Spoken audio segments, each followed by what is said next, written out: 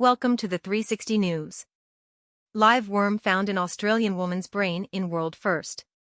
The string-like structure was pulled from the England-born patient's damaged frontal lobe tissue during surgery in Canberra last year.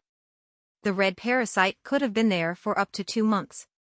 Researchers are warning that the case highlights the increased danger of diseases and infections being passed from animals to people. Everyone in that operating theater got the shock of their life when the surgeon took some forceps to pick up an abnormality, and the abnormality turned out to be a wriggling, live 8 cm light red worm, said Sanjaya Senanaik, an infectious diseases doctor at Canberra Hospital. Even if you take away the yuck factor, this is a new infection never documented before in a human being.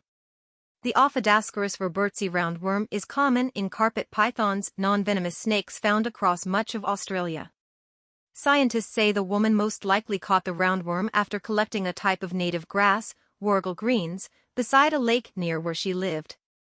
Writing in the journal Emerging Infectious Diseases, Merab Hossain, an Australian expert in parasitology, said he suspects she became an accidental host after using the foraged plants contaminated by python feces and parasite eggs for cooking. There began what doctors have called an unusual constellation of symptoms of stomach pain, a cough, night sweats and diarrhea that escalated into increasing forgetfulness and worsening depression.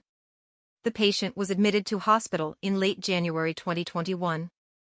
A scan later revealed an atypical lesion within the right frontal lobe of the brain.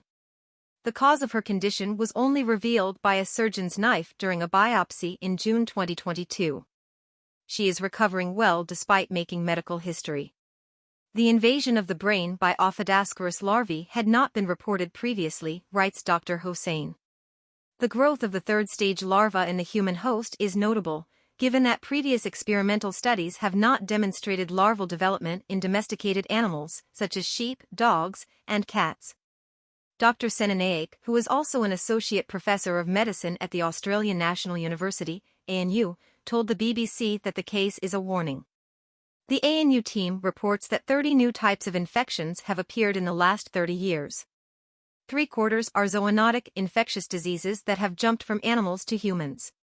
It just shows as a human population burgeons, we move closer and encroach on animal habitats. This is an issue we see again and again, whether it's Nipah virus that's gone from wild bats to domestic pigs and then into people, whether it's a coronavirus like SARS or MERS that has jumped from bats into possibly a secondary animal and then into humans. Even though COVID is now slowly petering away, it is really important for epidemiologists and governments to make sure they've got good infectious diseases surveillance around.